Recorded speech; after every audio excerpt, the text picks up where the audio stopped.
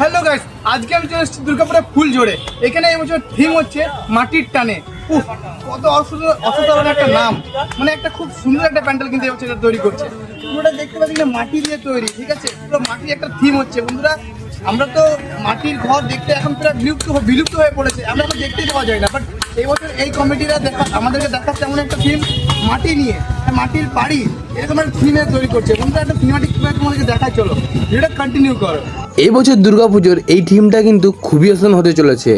তোমাদেরকে তো বললামই, এবছর এবারের থিমটা হচ্ছে দুর্গাপুরের ফুলজোড়ের মাটির টানে।